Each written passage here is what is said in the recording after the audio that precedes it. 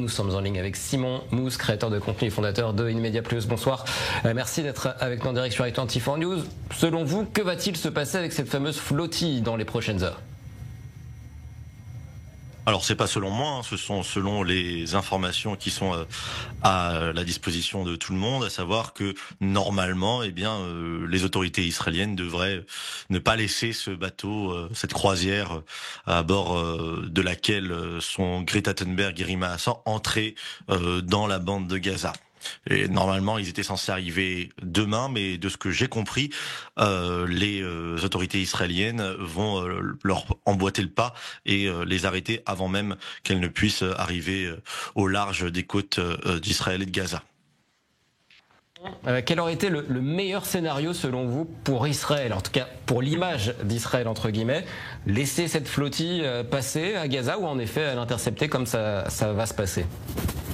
Alors, c'est une question que je me suis moi-même posée, et c'est une très bonne question pour le coup, parce que, en fait, dans les deux cas, Rima Hassan va revendiquer la victoire. C'est-à-dire que si Israël arrête ce bateau, elle jouera la partition qu'elle connaît par cœur, à savoir celle de la victimisation. Et puis, si Israël décide de la laisser entrer, ce que je souhaitais moi à l'origine, avant même de réaliser en fait ce que ça pouvait impliquer aussi par la suite, elle va pouvoir revendiquer, elle et le reste de cette croisière avec Greta Thunberg, elle va pouvoir se poser en disant, vous savez, voilà, j'ai brisé le blocus israélien.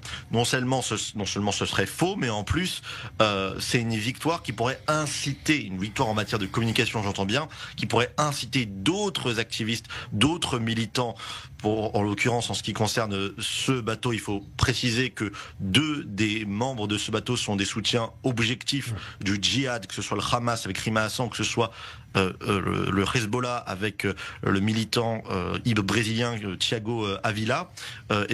Si Israël les laisse passer, ça pourrait inciter d'autres militants européens et autres à tenter la même expédition, à faire la même croisière et à s'offrir ces quelques jours au soleil sur un voilier bien ciré. Alors vous avez aussi réalisé une enquête, Simon, sur ce qui a été présenté comme une tentative de sauvetage de migrants au large de la Libye. Racontez-nous.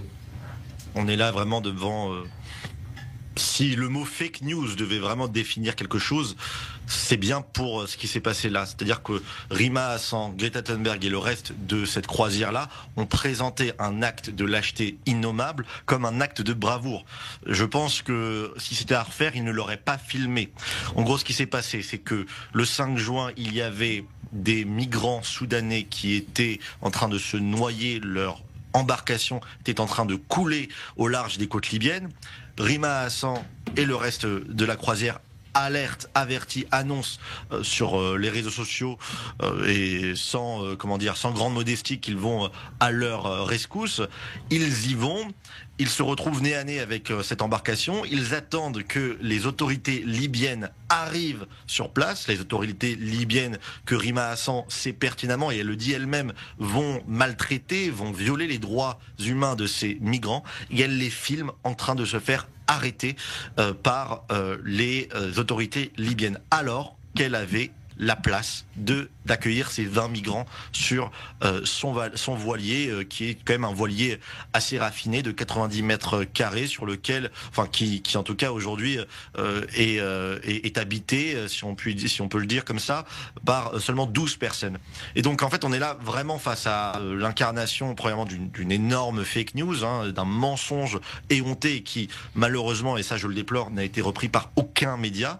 Il y a certains médias qui au contraire ont mordu à l'hameçon de ce mensonge, et puis qui ne fait pas réagir à gauche. On est là vraiment face à quelqu'un qui s'appelle Rima Hassan et le reste de cette croisière qui, avant d'être députée européenne, eurodéputée, était présidée à un observatoire qui s'appelait l'Observatoire des réfugiés. Elle s'est posée comme ça sur la proue de son voilier. Elle a filmé des migrants soudanais en train de se faire arrêter par des autorités libyennes qui vont les maltraiter, et elle n'a rien fait parce qu'il n'y avait pas, selon elle, assez de place sur son bateau, et on sait que c'est faux. Et on imagine que si les autorités maritimes ont demandé au bateau d'aller secourir ces migrants, c'est qu'ils connaissaient aussi la capacité d'accueil de ce bateau. Merci beaucoup Simon Woods d'avoir été en direct avec nous, créateur de contenu et fondateur de InMedia Plus.